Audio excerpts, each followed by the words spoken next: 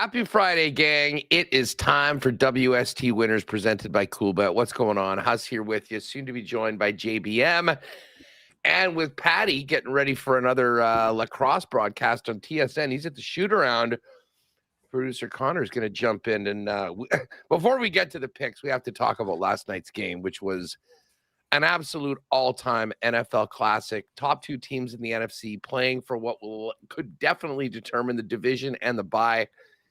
And a game that, man, we could basically take the entire hour just talking about that game. And then, of course, we'll get to our picks against the spread, prop bets, touchdown scorers, put together a few parlays, and then get ready for a week that starts with a couple big Saturday games after that amazing game last night.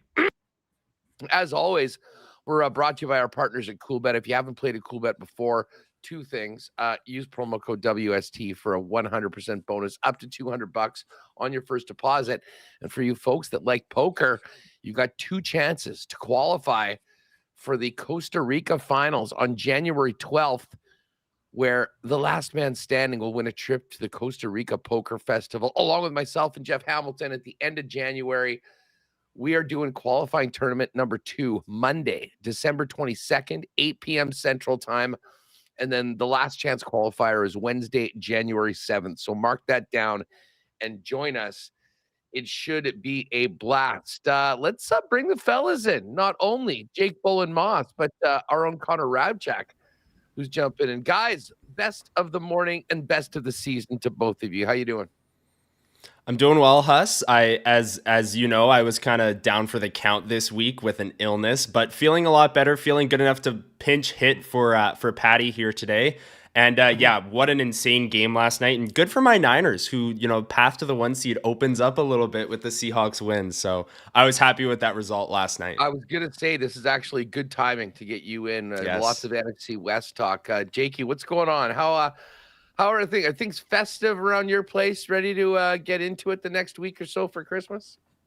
Yeah, it's been pretty Christmas themed around here for a little while, so no complaints there. The one thing I do complain about is the snow, but we've had a couple mild days here over the last couple, so a lot of that snow has melted. The driveway's looking a lot clearer, and I'm feeling a lot better. I know my girlfriend's really excited about a white Christmas. I don't really care, to be honest, because if I'm shoveling on Christmas, I'm not going to be a happy camper. So, yeah, let's just hope whatever snow is here now is the white Christmas we get, because I'm not ready to be out there shoveling on Christmas morning. There's a few people in our area that are laughing at you talking about, I had to shovel a bit. I don't know whether you were aware, but for the first time, Connor, I cannot remember a basically full city shutdown. The way things happened yesterday. I mean, every school closed, offices closed. I mean, that was a blizzard that packed a pop. And I mean, obviously, no one has any idea how much snow fell, because in some places there's 10-foot drifts, and in other places there's not much snow. So, well, Huss, I think it was the closest I could get to recreating COVID, because I felt like crap and everything was closed. So I wasn't leaving the house anyways. And I was like, this is just like March of 2020 all over again. But yeah, anyways. Well, we could do without that. Geez, I mean, do we want to just bet on overseas late night ping pong, or do we want to get to the NFL games right now? Listen, before we dive into it, Jake, I'll start with you. Honestly, I was saying beforehand, that game last night, with the stakes that it was, the fact that it was a primetime game between two rivals, I can't remember a game of the year that was promoted, that delivered and over-delivered in a way with such high expectations as that game last night. I mean, that game is going to be on regularly shown on the NFL Network for 20 years as just an all-time classic that had some of the best plays with the best players. And honestly, the 2-point convert that ended up tying the game, maybe the most bizarre play that had so much impact on a massive game that I can ever remember. Yeah, I mean, listen, when you have the Rams money line, you're a little frustrated when that all goes down. But when you get to a game where it's just like all of a sudden it's, 30 points apiece, and, both teams are kind of just throwing haymakers, you're kind of just trying to enjoy the moment. I couldn't believe after all that, the 2-point conversion counted with the backwards pass and, the live ball, and Charbonnet just happened to go into the end zone and kind of scoop it up with one hand. He didn't even act like the ball was live. He kind of just like, oh, here's the ball. I guess I'll just he had no pick idea. it up. I'm standing next to it. And then sure enough, it all kind of pans out for the Seahawks. And I mean, that's the big difference in this game, really, when it comes down to it. Gets them to overtime, and then they get the 2-point again in overtime and win the game. So yeah, really impressive showing from the Seahawks. So one thing is, going into this game was a lot of talk about, well, this Rams, we talk a lot about the offenses, but this Rams defense and the Seahawks defense, I'd say a little rough go for both defenses last night. Especially the Rams. The Rams offense had their way. I think they only ended up punting once, I guess they punted twice. But the first punt that they had of the game came in the fourth quarter, and Rashid Shaheed ran it all the way back for a touchdown. And Al Michaels was on the call like, and Rashid Shaheed struts into the end zone and cut this to a 1-score game. And I don't know what's going on with Al Michaels, but yeah, dude, I mean, listen, it was a crazy one. Al Michaels. There is nobody in professional sports, player, broadcaster, no one is mailing it in more than Al Michaels. And we love Al Michaels, but I mean, he is barely interested at times in the games that he's calling. And well, it's the best game of the year, Huss. Puka scores a 41-yard touchdown, and he's like, and Puka's going to strut in for the score. It's overtime. We had nothing out of this guy. Connor, that's too funny. Listen, you are your allegiances lie in the NFC West. Yes. I mean, from a Niner perspective, that was actually a great result. Obviously, the game was an all-time classic, but bit of a window open for the Niners right now in the NFC. And I mean, I get it. You've had they've been in third place for 3 months in their division, but they are right there. Yeah, and they also have the tiebreaker over the Rams, I believe. So a win this week would put them in second place, and the Rams would actually be the 3 seed in the NFC West. So, but look, if the Niners win their next 2 games, which won't be easy, they play the Colts, albeit with Phillip Rivers, but the next game after that is the Chicago Bears on Sunday Night Football. That'll be a very tough one. But that would set up a winner-take-all for the 1 seed in Week 18, Niners-Seahawks in Santa Clara.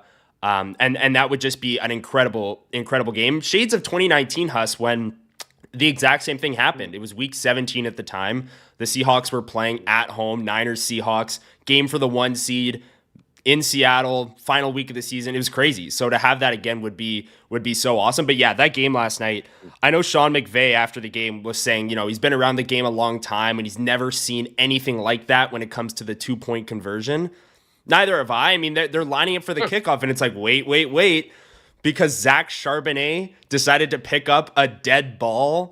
This game is tied for like the biggest game of the year with the highest stakes, like just absolutely insane. Puka Nacua, 225 yards and 2 touchdowns. I have him in one of my main fantasy leagues, so I was pretty happy about that performance, and I'm sure other people were as well. If you had Matt Stafford and some other guys as well. But yeah, that game, like you said, Huss, over-delivered, super high expectations, which I did not expect. It was amazing. And I'm just quickly looking at the futures over at Coolbet. The Rams are still the favorites for the Super Bowl at 4-1. They are a slight favorite for the NFC by a hair over the Seahawks, plus 275, plus 285. Philly's next up at 5. But here's the situation in the NFC West right now. The Seahawks are the favorite at minus 130. The Rams plus 260. And your Niners, who do have a path to winning that division, at plus 340. So those are all up right now over at Coolbet. We do have some make the playoffs numbers as well. For those of you wondering, like the Ravens right now, plus 115 to make the playoffs. The Lions, plus 150. The Panthers, plus 330, which I imagine is just their exact same number to win the NFC South. It's plus 300. No, actually a better number to take the playoffs, Huss, if you think they're going to win the division. Yeah, exactly, because, I mean, they're not getting a wild card. So there you are. There's a little edge, at least if I'm providing you something today. That I can say is there. And just listen, as we move into week 16, I will put week 15 behind me. But let me just tell you, folks, that was the worst weekend of. And there will never be anything that even comes close in the realm of gambling. 0 for 5 against the spread. I think I hit a prop or two, or my touchdown score was in. But I mean, my props actually nuked the prop parlay and the touchdown score, now that I recall. But that was just getting started. It's almost mathematically impossible to go 0 for 5 on any week in fantasy football. I went 0 for 5 in the playoffs. So that's a less than 1%, I think, based on the players that are on different teams matched up. Then the Chiefs get eliminated from the playoffs, and Patrick Mahomes tears his ACL and LCL, which hurt far more than any of the other losses. So that was rock bottom. As Jake said, he pumped me up earlier this week. I think that's, it's a big time for a rebound. If you fade me, I will not take it personally at all. But we've hit the lab. We're ready to go. And we move on from a dark moment of 2025 into our picks this week. Jake, you and I will rattle through ours. I think Pat's going to send in his, and then we'll bring Connor in at the end to see what he likes and maybe add a couple to the card, or he can at least let us know what he's on. Let's fire off our spread picks right off the bat. Where are you going for pick number 1? All right, Huss. Here's where I'm going to start this week. And there's some big news that came out of Miami. Tua is getting benched. They're going to Quinn Ewers. They want to see what they got in the young guy. I don't think it's an easy situation for him to step into. I'm going to start with the Bengals minus 3.5 as my first pick. It's been a rough season for the Bengals. I think we can both agree. Burrow gets hurt again, and they had Browning and Flacco, and there was this slight glimmer of hope that Burrow was going to come back, and they win that game over the Ravens, and are the Bengals back into it? Well, then they lose to the Bills. They get shut out by the Ravens, and Burrow's doing cryptic media messaging like, is he going to play football anymore? I imagine he's still going to play football. He's getting paid a lot of money to do so. The Bengals aren't having fun right now, but the one thing to kind of turn around stuff like this is winning. They still got Chase Brown, still got Jamar Chase. T. Higgins is questionable this week. But, you still got that power up front on the offense. You're coming off a game where they were shut out. And one stat I found was since 2015, teams that were shut out in a previous game, 35, 17, and 3 against the spread, including 5-0 against the spread this season. So, usually you look at a team, they get shut out. You'll see a lot of people say, oh, this team's no good. They have a nice bounce back spot. So I'm looking at the Bengals to be in a bounce back spot this week. And then on the Dolphins side of things, listen, Quinn Ewers, he was a solid quarterback at Texas, but I don't know if he's the future for the Miami Dolphins. I know Des Bryant came out and said he's Dan Marino 2.0. I don't know if I'm buying that myself. And then not to mention, the Dolphins are also on short rest. They played Monday night, and now you're turning around a new quarterback stepping into this system to play on Sunday. I'm not really buying it. 3.5 isn't a whole lot of points. So I'm going to jump on the Bengals here at minus 3.5. Do you want to just go 1 for 1 like we did last week, Huss? Yeah. We can just fire back and forth. Bengals minus 3.5. Yeah, Emo Joe doesn't seem to be in a very good place right now.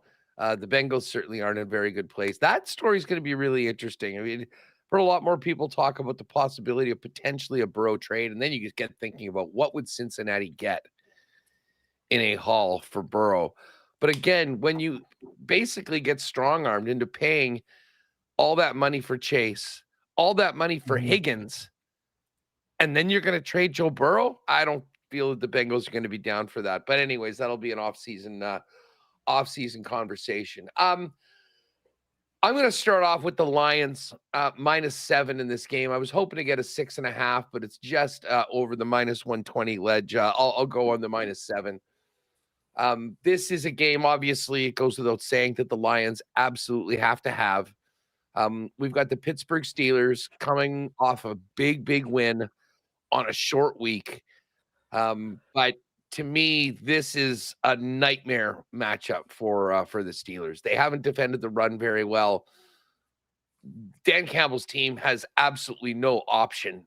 They have to win. I think they put the pedal to the metal early on. Obviously, the TJ Watt injury is significant as far as getting to Jared Goff.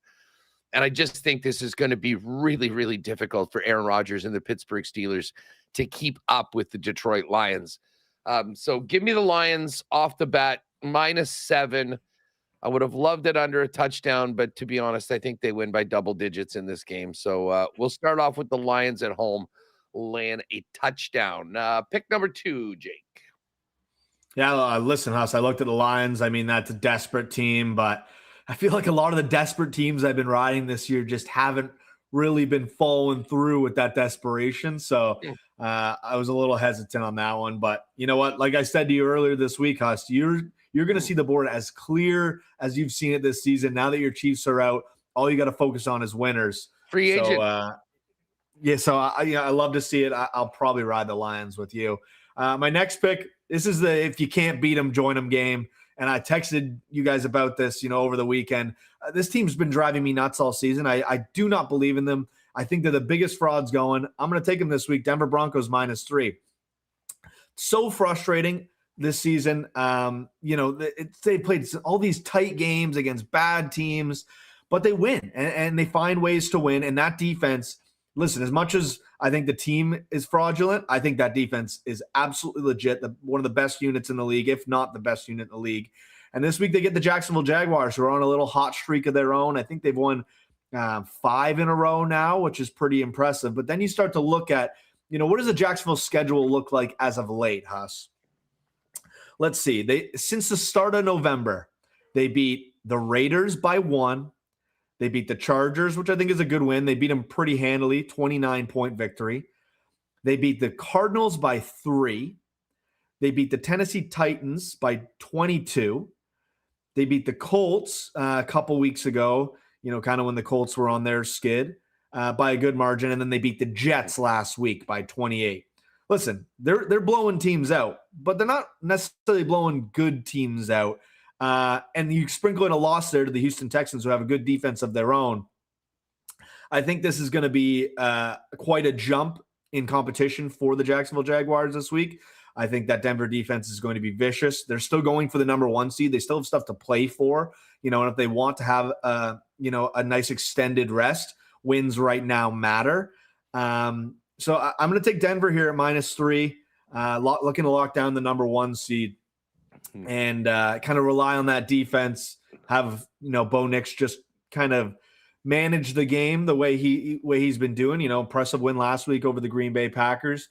And we'll go from there. We'll see what it looks like. But yeah, I'm going to take the Broncos. Instead of fading the Broncos like I do every week, I'm going to ride with them this week. Worst case, they lose.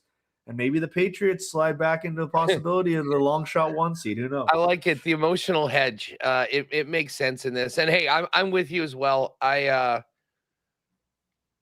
mean, it has pained me to give much credit to the Broncos for this run that they've been on.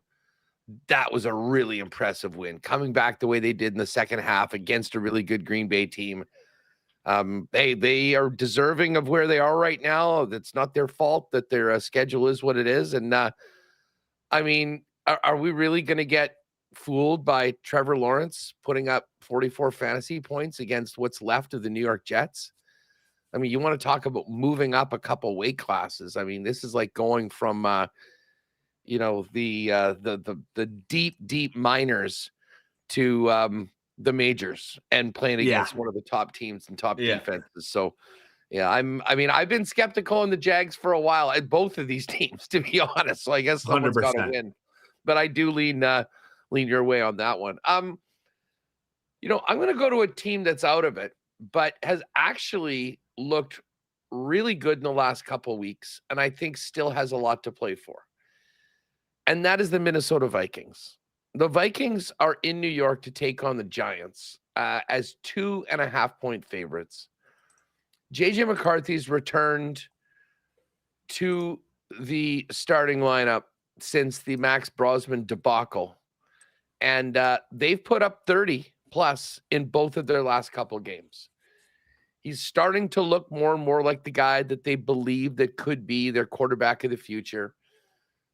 It is not lost upon me of what Sammy Darts did last night in the third. And, the game finished up and I'm already seeing tweets that are saying, you know what, with what's happening right now, Sam Darnold at $30 million a year might be the best value quarterback contract in the National Football League. And that is probably really tough for the Vikings to hear. But I'll tell you what, for JJ McCarthy, it just means that he needs to continue. I mean, just if he wants a positive narrative around the end of the season, going into the offseason, to continue to play, at a high level. I mean, he throws for a couple, he runs one in back-to-back games. And I'll say this about Kevin O'Connell's team. They don't feel like they were where their record is. And I think they've showed that against the teams like the Commanders and the Cowboys, they're able to play at a higher level. And obviously the Giants are right there. I mean, Jackson Dart, we'll see how he is. I can't imagine it's going to be particularly nice outside of MetLife Stadium. JJ McCarthy's played in a lot of cold games as a Michigan quarterback as well. So Minnesota -2.5. I think the Vikes keep it rolling, and the Giants stay in the mix for the number one pick overall, despite having, I think, who they feel is their quarterback of the future. All right, where are we going for the next one, Jake? Well, Huss, I think it's time for me to get a little stinky. I took a couple favorites, probably more public-sided bets. But I'm staring at the board here, and there's some stinky ones that I think I could get on board with. Mm-hmm. Listen, I've been a Saints guy. I've been a Tyler Shuck guy for the last couple of weeks, and it has paid me real well. Yep. I think being a 6-point favorite is a little rich for my blood. I know it's the New York Jets. I know that team's been getting gashed on the ground. But listen, I don't think I doubt Kamara's going to play again. He's been injured for the last couple of weeks. Devin Neal came in. He got injured. He moved to injured reserve. So I do have my eyes there on some backup running backs possibly getting in the end zone. Audric Estime. I think he's just under 2-1 right now. But listen, I'm going to take the 6 points with the Jets.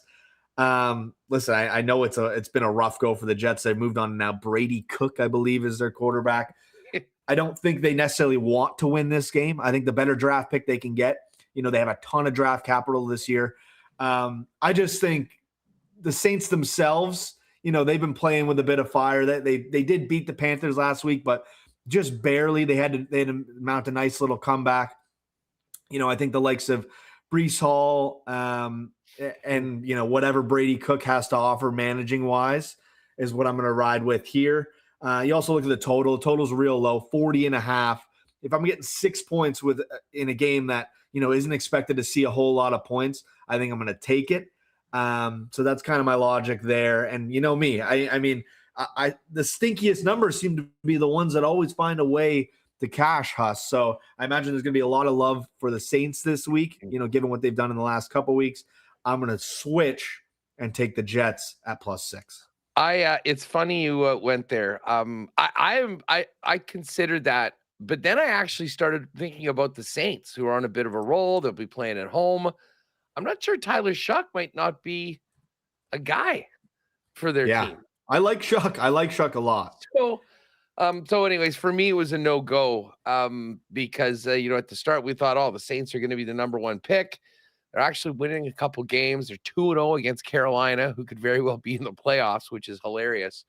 But that is a lot of points for a team that is not very good to be covering at home. I will also take a dog, a stinky one. This is an ugly game. And now that Patrick Mahomes is no longer in the picture and the Chiefs are done, I don't feel bad taking the Tennessee Titans and the 3 points at home to the Kansas City Chiefs. Here's the thing with the Chiefs right now. And it was even crazy that the number got up to where they were. I mean, I think it was like 3 and it got up to 5.5 last week against the Chargers. The Chiefs are playing with the offensive line of a UFL team right now. I mean, now listen, Creed Humphrey's in there. You got Trey Smith, but I mean, they're down to 4th and 5th string tackles. And now you've got Gardner Minshew in there, who did not throw a pick. And here's the other thing about Kansas City. This is the first time they have been in this situation in 10 years. A nothing game riding out the stretch. I don't think we're going to see a team that's out there, oh, we got to go and beat the Tennessee Titans for Pat. Listen, I think it's done. I hope that I will be at the Week 18 game in Vegas, so I hope that just the love of embarrassing the Raiders brings out the best in that final game. But this week, this is a huge opportunity for Tennessee that hasn't had much to cheer about, but has shown glimpses in the second half of the season. They're making a little bit of progress to go. Like, I wouldn't be surprised if the Titans win this game. But the Titans are getting 3 points at home. The Chiefs, at their best this year, were not blowing teams out with the exception of the Raiders. So a makeshift offensive line, a backup quarterback, a team without anything to play for. To me, this is where you get in on the Titans. I would have loved 3.5, but we'll take it. Tennessee +3 for the pick. Jake, one more against the spread. Yeah, listen, us, the Titans nearly made my card. Kind of the same thought process you're having there, where it's like, okay, like this team is so used to playing in meaningful football games. And if they're not playing in meaningful football games, they're getting ready for a meaningful football game in the playoffs. And this is the first time, kind of in this Mahomes Reed era where that's not going to be the case. So I do think the Titans actually have more to play for, even though, another team that probably wants a nice high pick. But, you want to see that you still have the guy in the quarterback, so you can spend draft capital on other parts of the team, whether that's defense or weapons for Cam Ward. So listen, it's not on my card, but I absolutely am on board with you there with the Titans. I think it's one of those games for the Chiefs where it's just like, let's just get in, get out as unscathed as possible and just try to get this nightmare of a season over with. I'm going to stick with the theme of kind of stinky bets on my side of things. Oh, I just saw the Broncos actually up to 3.5 now. Maybe we're moving lines here. And I'm going to go with a team at home, double-digit underdog. I'm going to go with the Cleveland Browns +10.5. The weather is supposed to be, once again, ugly in Cleveland. I've been to that Cleveland stadium. They are right on the water, so they get a ton of lake effect there. And I think it's going to be rainy. I think it's going to be windy. And listen, Allen coming off an unbelievable game against my Patriots. I'm almost happy Patty's not here, so you could sit here and rub it in my face about the 21-point lead that slowly diminished, and a big comeback in the second half by Allen and the Bills. Listen, I think the Bills are going to absolutely win this football game, take care of business with the Cleveland Browns. But I think this one could be ugly just to watch. I think the Browns are still looking to see what they have in a guy like Shedeur Sanders, and Myles Garrett still has a lot to play for. He's going for the sack record right now. And then you look at what happened with the Bills last week. Really, what they struggled with is, once again, stopping the run. They gave up huge runs to TreVeyon Henderson. I think Quinshon Judkins could be in for a big game, the counterpart of TreVeyon there in Ohio State last season. And I think if Shedeur just has a nice managing game, doesn't get a little too crazy like he did last week against the Bears, I think they can find a way to stay inside that double digits. So I'm going to take the Browns at home. Listen, it's not my most confident pick on the board, but at the same time, in a bad weather game, low total 41.5, and at home as a double digit underdog, I'm gonna ride in that spot with the Cleveland Browns. See if they can cover one more here before the season's over. All right, Cleveland +10.5. My final pick, and we'll bring in Connor at the end. He'll like this. I'm taking the Niners -5.5, and that is, I guess, the Monday nighter. The Phillip Rivers story from last week was just absolutely incredible, and then the fact that he had them in a position to win that game against Seattle, who 5 days later beats the number one team in the NFC. Yeah. And it's just, wild. It took a 54-yard bomb for Jason Myers and them to move into field goal range in a very, very short period of time to beat Phillip Rivers. I think there was a lot of juice in that first game, and I thought Seattle wasn't particularly good. this is going to be the Niners with a little bit of extra rest, with an opening, as we laid out at the beginning of the program, to potentially win that division and be hosting a playoff game in Santa Clara. And of course, there is a big game at Santa Clara Stadium. It was later in the playoffs. And that, of course, would be the Super Bowl. Indy had a great start. This is just, it's sort of in free fall right now that they lost their quarterback. And it's going to be fun to see Phillip Rivers back behind center. The crowd will be behind him and all that. To me, this is a really, really tough spot against a good Niners team that I think people are sleeping on a little bit. Indoors, I think the Niners, who are getting their offense healthy really for the first time all season in advance of the playoffs, bodes well. And as I say, I think it's a lot to ask Phillip Rivers to go toe-to-toe with this Niners team. So give me the Niners -5.5 to finish out the picks. Now, Pat, from the and this is funny, his picks are relatively similar to a few. Certainly, I just thinking that to yours and us. So Pat is with me on Detroit at -7. He's with Jake on the Bengals at -3.5, and the Broncos at -3, and then he's back with me on the Niners at -5.5. So Patty, I'm not sure whether he's just tuning in and wanted to be agreeable and not rock the boat, or we're all thinking the same thing.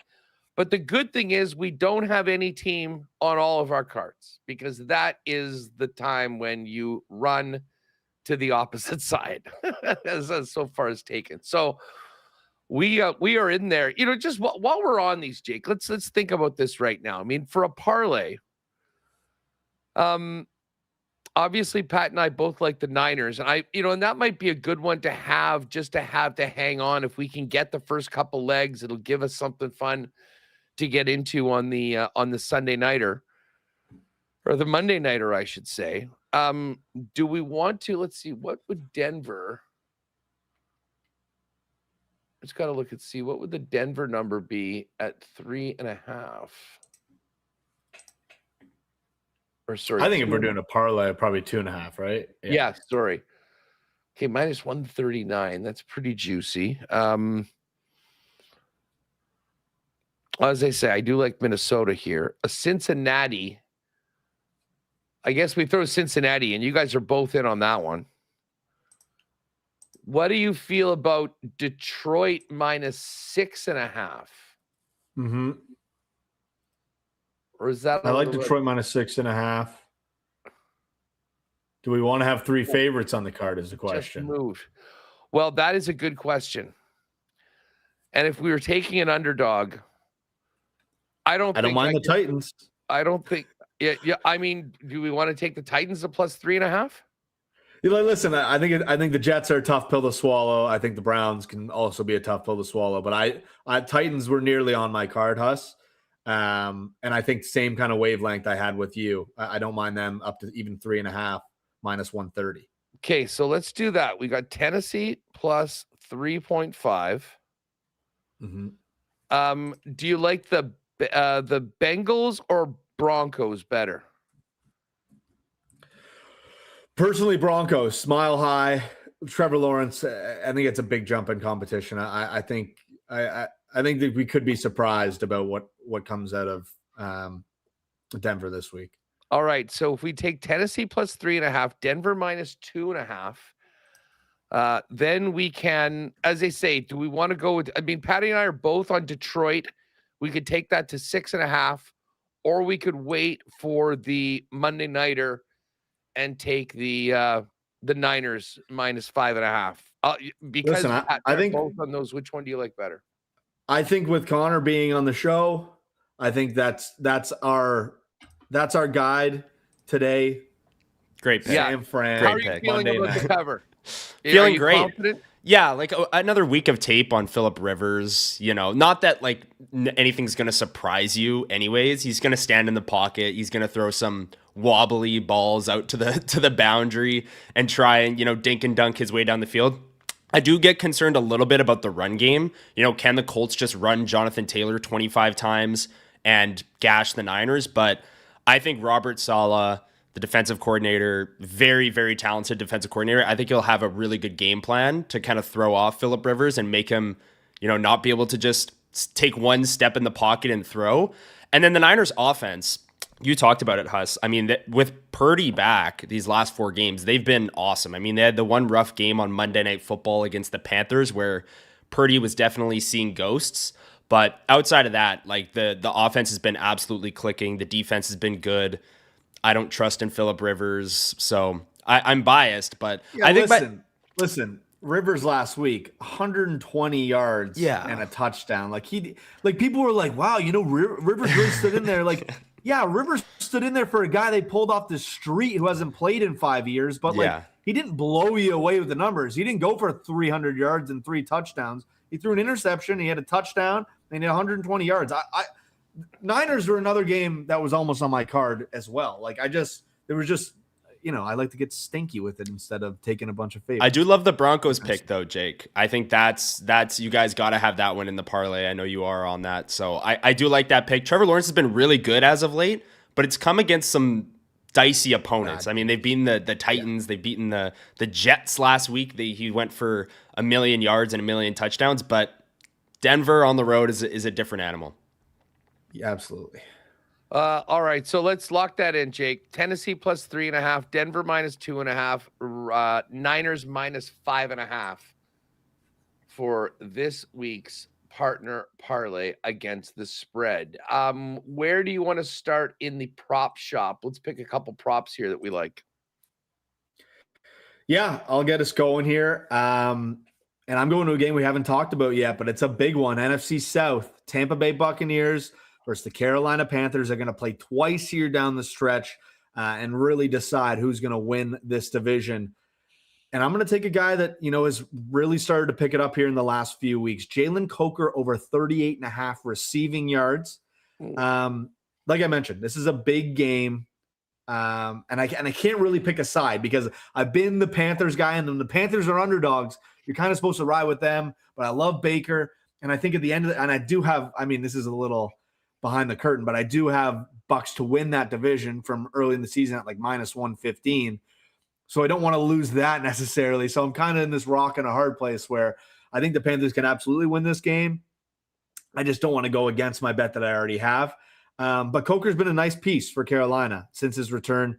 In the last 4 weeks, he's had a big impact. He's led the Panthers in receiving yards over the last 2 weeks, and he's had 50-plus in 3 of his last 4. So, they're going up against divisional rival in the Bucks. I think you're doing anything it takes to win. And they've given up the 3rd most passing yards per game this season, nearly 250 per game. That Bucks defense, has been letting them down more often than not. And, I think this is – it could end up being a shootout when it's all said and done, or, one of those tight divisional matchups. I don't really have a good read on that either, but I think 38.5 is not a ton of yards for a guy like Jalen Coker, who's kind of become that second option behind Tet McMillan for Bryce Young over there in Carolina.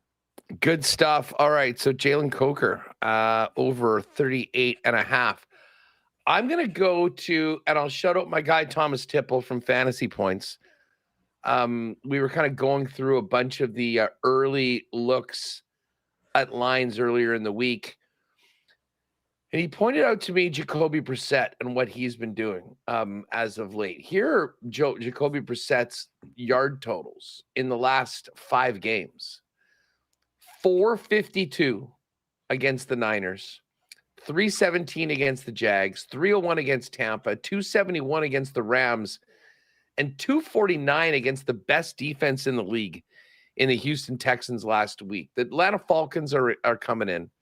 Falcons are a 2.5-point favorite, I believe. This is a garbage game. Make no mistake about it.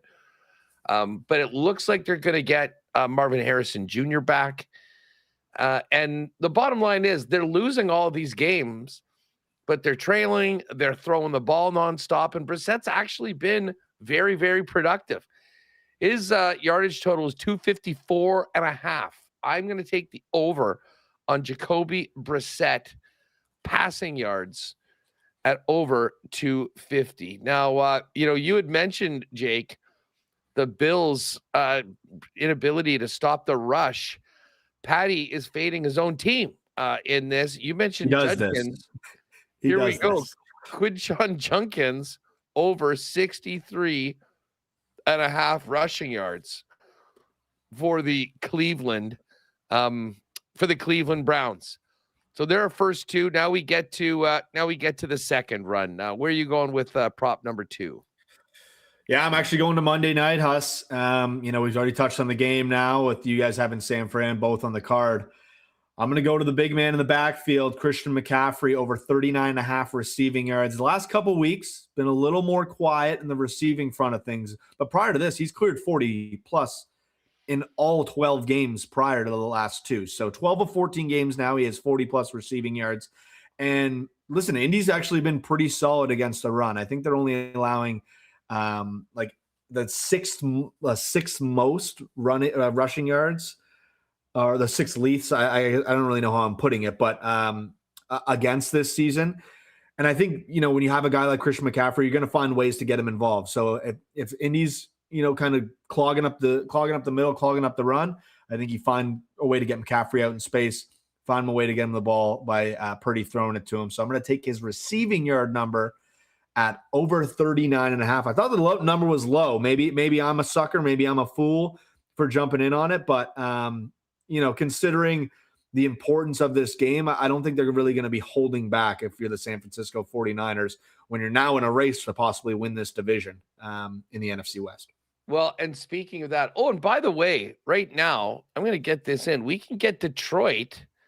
That Detroit plus 6.5, I'll change Pat as well, is it's been going all over the place. It was minus 120. It was minus 125. It's minus 118 right now. So if you do like Detroit and you were wanting, as we said, we wanted to get it under the minus 120. It's at minus 118 right now. So we will lock that in. And I'm going to go to that game. Like I'm going through Jahmyr Gibbs' numbers recently. And it is sort of crazy. It's been relatively pedestrian. I know. I was looking at it too. After his 219-yard game against the Giants, he's gone 20 carries for 68 yards, a 3.4 average. Dallas, 12 carries for 43 yards, 3.6. And last week, really bottled up by the Rams, 13 carries for 38 yards. And it wasn't like he went crazy receiving in that game either. I mean, the previous game against Dallas, he had 7 catches for 77. It was only 4 for 20. So that was a real quiet game for Gibbs. I think it's the exact opposite this week. Now, Pittsburgh has been a team that has been allowing, in the past quite a bit on the ground. But as we go back to last week and that and the Monday Nighter, I was pulling this up here, against the Dolphins, Devon Chain, who'd been killing everyone, and maybe this was part of the game and how bad Tua was. He only got 12 touches, but he did go for 5 yards a carry. I like the game plan for Detroit. I think Detroit will be up.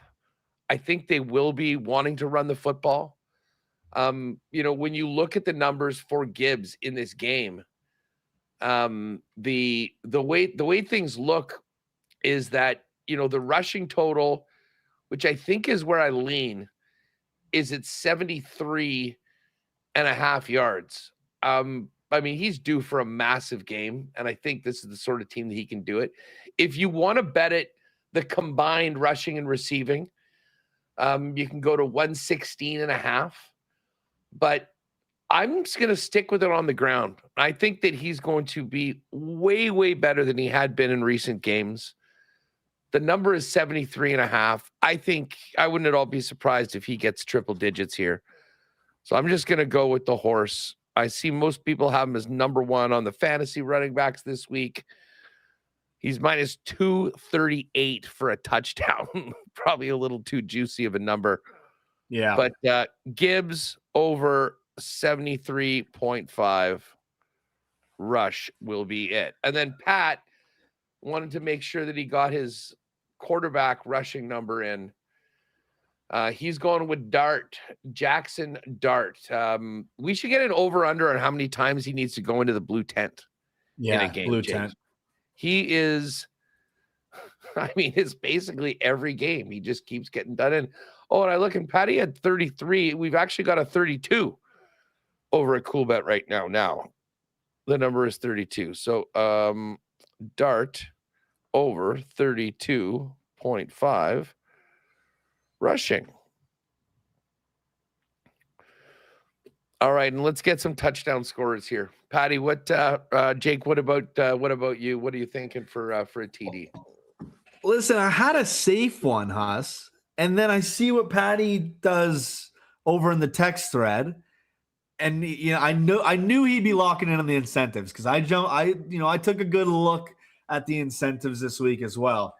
I think if we're gonna go the incentive route, I got a juicy one that I think makes a lot of sense. So I don't know. I don't know how you want to play it, Huss. I'm kind of bringing it to you. I have a safe one. It'd be Amon-Ross St. Brown minus 105. I thought it was a nice number in a game they got to win. Guy gets targeted a ton in the red zone. He's kind of Goff's safety blanket, finds a way to get in the end zone. But I also have Hollywood Brown plus 407. I think he's a touchdown away from like $750,000. Yeah. I think Tennessee is probably a good team to do it against, as much as we're riding Tennessee in the spreads parlay. Part of me says, well, why not? If we're going to go the incentive route, we're going to take Shakir, who needs some touchdowns to get some profits. Why not? Why don't we just go all in and we'll take Hollywood Brown? He's plus 407. Like, that's pretty good value in a game that Rashee Rice might not even play. I think he's in concussion protocol right now. Yeah, you know what? It's a huge swing, but I like it. I mean, why wouldn't we? Why wouldn't we go that direction? Now, if we end up in that sort of a situation where both of those guys are live, maybe we go like this. We take that number of Shakir, who Pat's on. Mm-hmm. We take the Hollywood Brown number, which is at a plus 4. And then, what would you think about a much more chalky play on the third leg? Christian McCaffrey minus 196 on Monday night. I like it. We might as well just go with something more chalky. We got juice with the other two guys. I think Shakir had a pretty. It's plus 246. I looked at him earlier. Yeah, that's juicy, man. And Hollywood Brown's over 4-1. So, if we did, I'm gonna erase these. We got McCaffrey. Where is the Chiefs game here? Chiefs. This is gonna be a nice one. Hollywood Brown plus 407. And then the Bills against Cleveland. Touchdown score is plus 25-49. Yeah. So, yeah, I think that's the play. I mean, let's hope for Shakir and Brown. And if that's the case, if we get those, I think we want to have a very highly likely score to have coming in on the back end. So we'll put that together. I do think now, I'm not sure whether to be able to pull him in right now, but Connor, Pat has just appeared outside of the lacrosse rink. The star. Is there any way that we can get? There he is. We've just finished up the end zone targets. Pat, you want to hear what we've go? Actually, we haven't done our prop pick yet, so we'll do that together as a group. Here's where we finished on the partner parlay, and it's funny. Your picks, 2 of mine and 2 of Jake's, so it was not difficult to ride with you on any of these. Here are the rest of the picks. Jake, Cincy minus 3.5, Denver minus 3, hold your nose, Jets plus 6, and then Cleveland plus 10.5. Gross. I'm on Detroit. And by the way, we got 6.5s. It dropped to a minus 118 on that for the Detroit game. So Detroit 6.5. Oh, perfect. Minnesota minus 2.5, Tennessee plus 3, and San Francisco minus 5.5. So we took the Titans to plus 3.5, Broncos to minus 2.5. And then we could, hopefully, this is going to happen on a couple of parlays if we can get the first 2, be riding with the Niners minus 5.5 on Monday Night Football. I love that. I love that. I promise you guys, I did not watch the program. I just caught the tail end as you guys were talking about some of your player props. So the fact that we are aligned, part of me is like, that's fantastic. Part of me is like, oh my Whoa. God, that is not good. No. We've Oh, lost. no. Well, it was a valiant effort. It was a valiant effort Oh. trying to keep. Maybe the rest of us lost. We lost Pat there, and then we didn't. But I'll tell you what, Connor, if you can pop back in, I'd like to get your takes on where we're at here with this touchdown. First of all, any picks? I know we've been going through. I mean, any spread picks, any props that you have on the card that you would like to throw out to the people? Yeah, I know I'm Niners guy. Pick segment. Yes, I know I'm Niners guy, so I'll kind of stick there with my touchdown. George Kittle to score a touchdown is plus 122. Brock Purdy loves targeting this guy in the red zone, especially just loves targeting him in general. But against the Colts, big game, like you say. Ricky Pearsall, I think, is going to play, but might, be on a snap count, a little hurt. And McCaffrey's minus 196, so that's a little too juicy if you want to take a Niners touchdown. But George Kittle, always a good bet to find the end zone. And in Indianapolis against the Colts is where he scored his first career NFL touchdown, so maybe a little bit of a nostalgic moment for him there. As for the spread, yeah, I talked earlier. I liked the Broncos quite a bit. Jake's pick there. I do like the Lions. I think it's a huge game for them, and that Steelers defense is pretty fraudulent, or they've come to be pretty fraudulent over the past number of weeks when they're not playing Tua, who just got benched. And then, yeah, Huss, I mean, I don't know. I was tempted by the Chiefs, actually, because I kind of believe in Gardner Minshew a little bit. Like, not to be like Mahomes or anything, but to at least like operate the offense a little bit. And the Titans are a little stinky for sure. But that game, I respect it, taking the Titans. And then, yeah, the Bengals. I mean, I don't really believe in Quinn Ewers. Again, was a good college quarterback, but he's making his debut. Joe Burrow, Jamar Chase, those guys are in Miami. They're going to love, throwing the ball around the yard, and the Dolphins defense can't really stop them. So I like that Bengals play as well. And then, yeah, I mean, Amon-Ra St. Brown, just like I said, the Lions are a good pick, I think. Him to get into the end zone, really, really solid there. I know Jameson Williams has kind of come on as of late, but he's pretty boomer bust, and Amon-Ra, like Kittle, gets a ton of end zone, red zone targets kind of thing. Did anyone take the Pats Sunday Night Football as a underdog? The two games we didn't touch are two of the biggies. That one, yeah, I know we didn't even talk about the Bears one either. And the Bears, Bears, do we believe in the Ravens to be a 2.5 point favorite against the Patriots? Me, no, I don't. Yeah, no, I don't believe. Listen, I can touch on it. I mean, I think the Patriots showed you last week. They have some they can be impressive against good teams. It's just the problem is they couldn't close it out. Where my concern with that game, and I imagine Huss is probably similar with you, is the desperation levels. The Patriots still aren't under a ton of desperation. They could lose this week, and as long as they win their last two games, they'll still win the division. And they're kind of like they're not really within reach of the number one seed anymore. So the game matters a lot more for the Ravens right now than it does for the Patriots. And rarely do I bet against my team, so it's kind of just a stay away spot for me. I imagine there'll be a lot of people on the Ravens this week. I might end up sprinkling the Patriots by the time Sunday night rolls around. But as it currently stands, it's probably just a watch and try to enjoy. And, if they can take care of the Ravens, possibly knock them out of the playoffs, all the better to the Pats this week. Oh, Huss, you're on mute. Sorry, I was sneezing. Okay. What? Do you like the Patriots to win? I do. I don't believe in the Ravens. I just don't. Like they do this, or they've done this all year where they look great and then they look terrible. I mean, that Bengals game on Thursday Night Football a few weeks ago, I think that was the Thanksgiving night game, was a huge game for their season, and they just laid an egg completely. So I don't know. Lamar is sick. All of this stuff. Like I believe in the Patriots. I do. Okay, this is going to be a first. Now we didn't have the balls to take either of these games. Who do you like? Green Bay, Chicago. Green Bay plus 106. Bears minus 125. Bears actually a 1.5 point favorite, but let's just think of this as a money line play. I'm thinking Bears here. Micah Parsons is hurt, torn ACL. Christian Watson is hurt with the chest injury. I think that's a lot. Okay, Micah Parsons for sure. That's a lot of firepower to miss on the defensive side of the ball. And the Bears, as of late, what has made them so successful? It's the run game. It's Caleb Williams is managing the offense, yes, but Kyle Monangai and DeAndre Swift and this offensive line are getting some incredible runs, incredible push from the offensive line.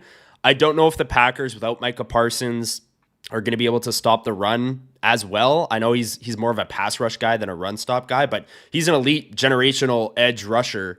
And I think that's a huge blow, especially the Bears are the home team in this game.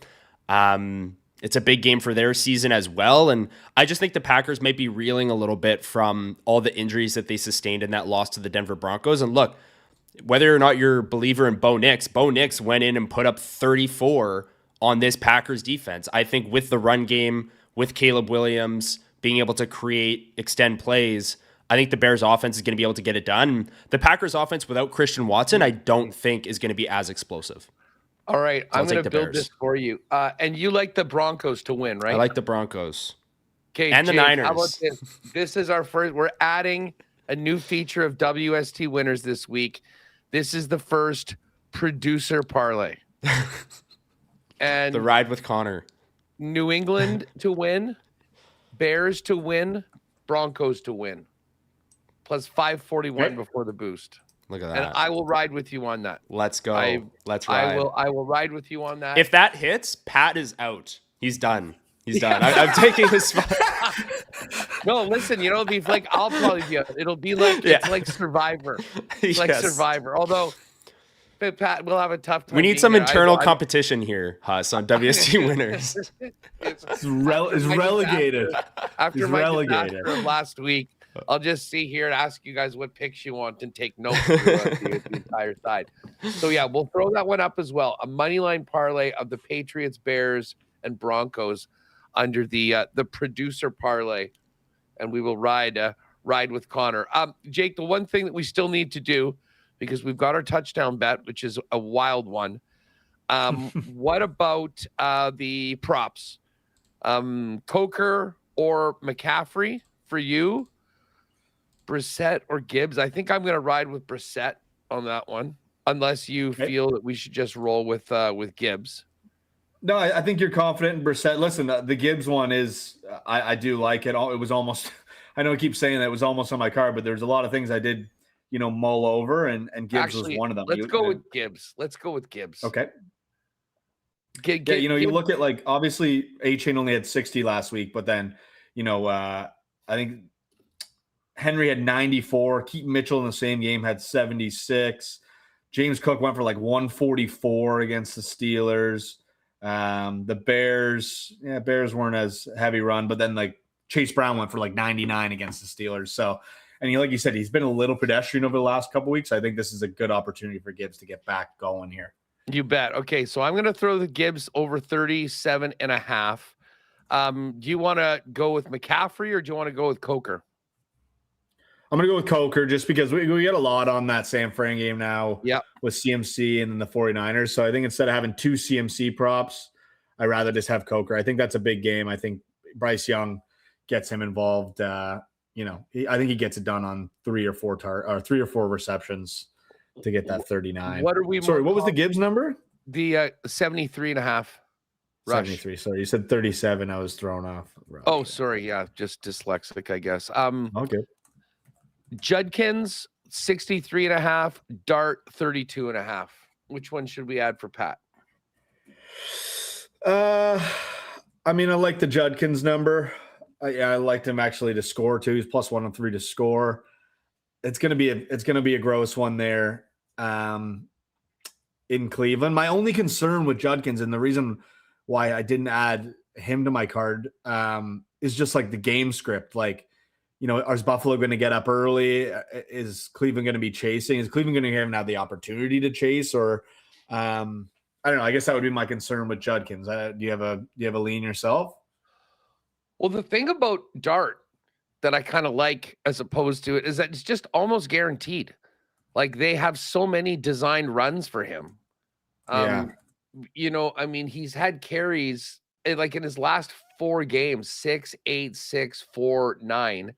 And I mean, 3 of the last 4 games, he's had over 50 yards, like 2 60-yard games. Right.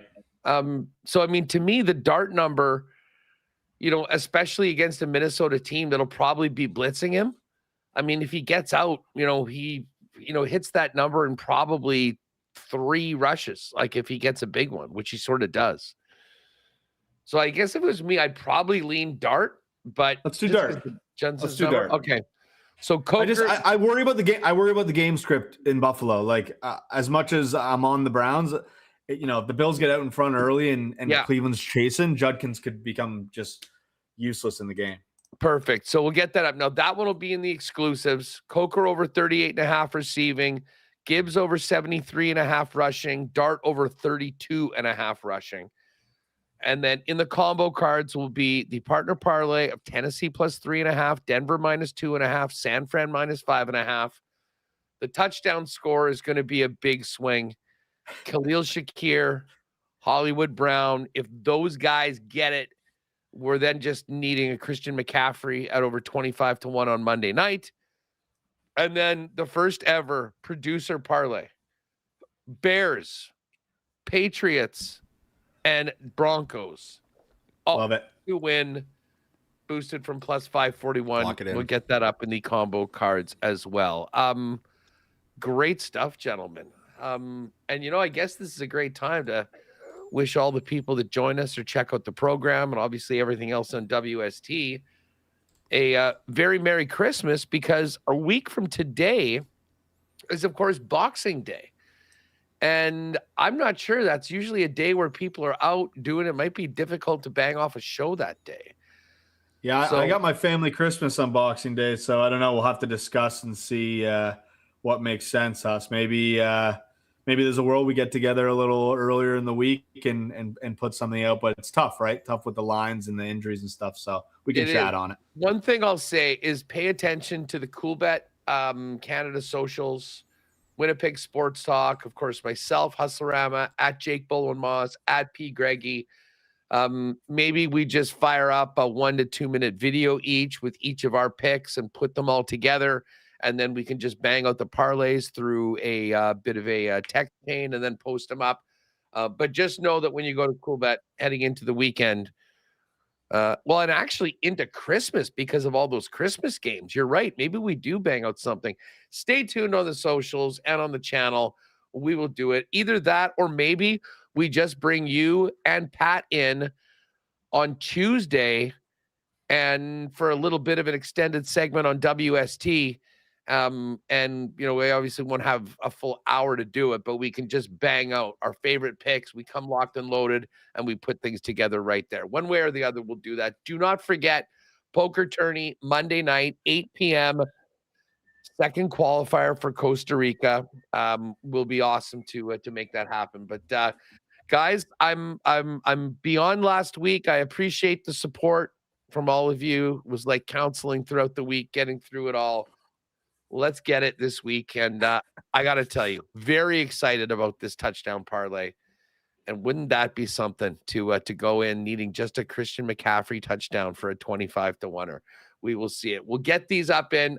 Thanks to producer Connor, first ever producer parlay. I'm going to be riding with it. We got a little action on that Saturday afternoon game. And then, of course, big slate of games. And let's just hope that we got a lot of action hanging on that Sunday nighter with the 49ers and Old Man Rivers and the Indianapolis Colts. That's going to do it for us. All the picks and parlays up in Coolbet, gang.